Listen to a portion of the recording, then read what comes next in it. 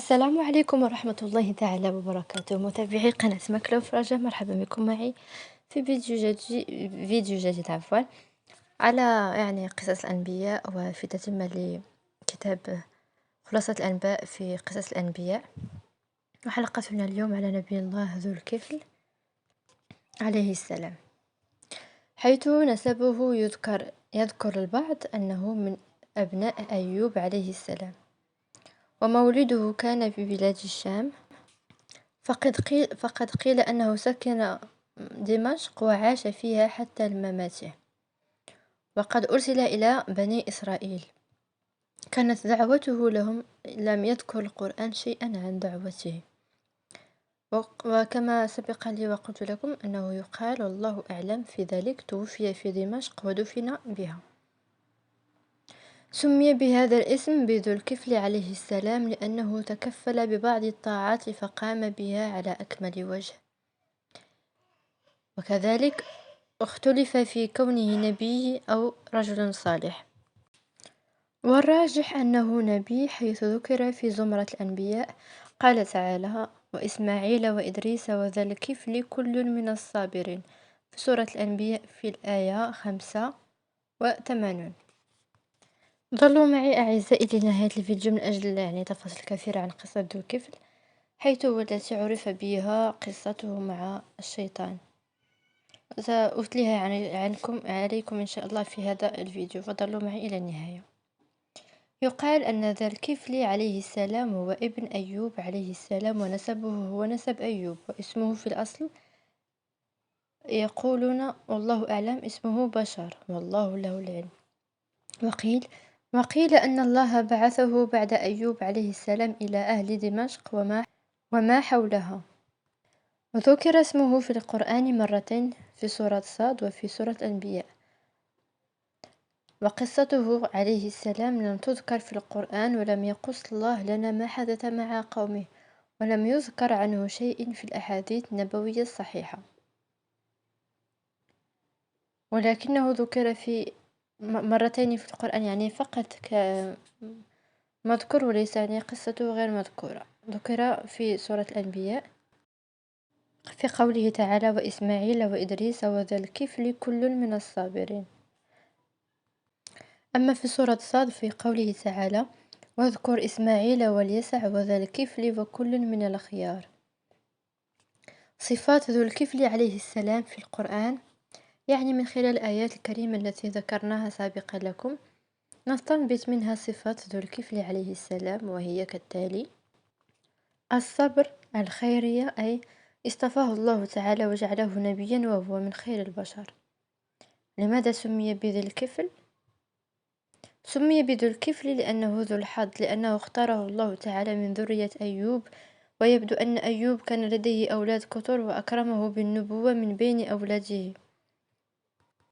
هذا كلام منقول عن الشعراوي رحمه الله، عن الشيخ الشعراوي رحمه الله. يقال أنها صفته ذو الكفل، ومعنى ذو أي صاحب، والكفل هو التحمل، أي أنه تحمل أعمال الصالحين، وتحمل الملك، وتحمل عمل مجموعة من الأنبياء، وتكفل ببعض الطاعات فوفى بها. كلام منقول عن الأستاذ والدكتور خالد المصلح. كلمة كفل ذكرت في القرآن الكريم في بقوله تعالى: من يشفع شفاعة حسنة يكون له نصيب منها، ومن يشفع شفاعة سيئة يكون له كفل منها، أي يكون له نصيب، أي حمل وثقل منها. كان ذو الكفل يصلي كل يوم 100 صلاة.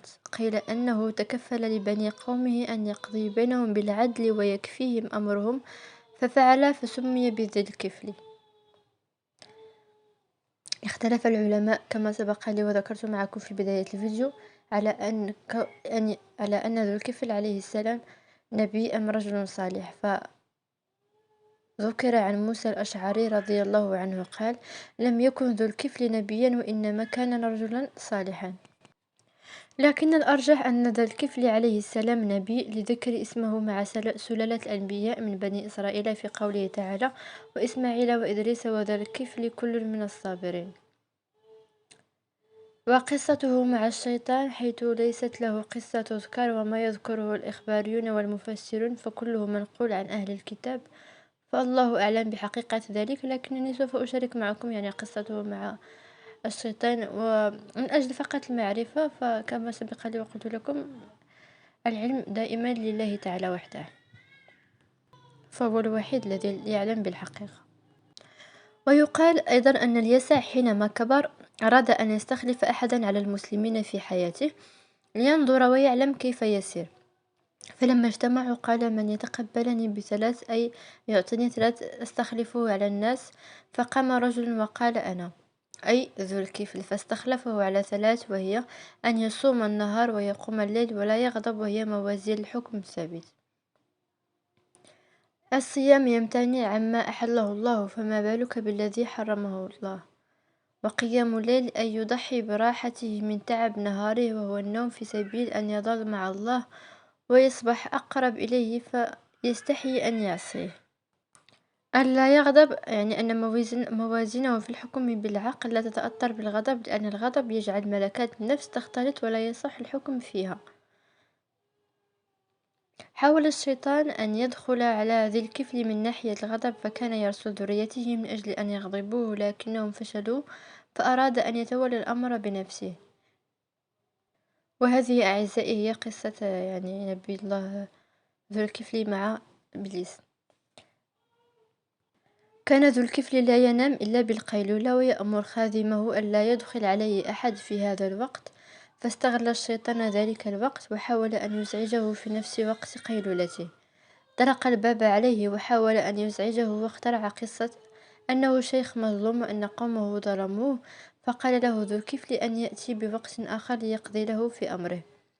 لكن الشيطان عاد الكرة مرة ثانية، وحصل ما حصل في المرة الأولى، وفي المرة الثالثة دخل عليه وما زال الباب مغلق، فعرف ذو الكفل أنه شيطان، فاعترف الشيطان بخطته الفاشلة أنه يريد أن يغضبه، لكنه لم يغضب فتركه وابتعد عنه.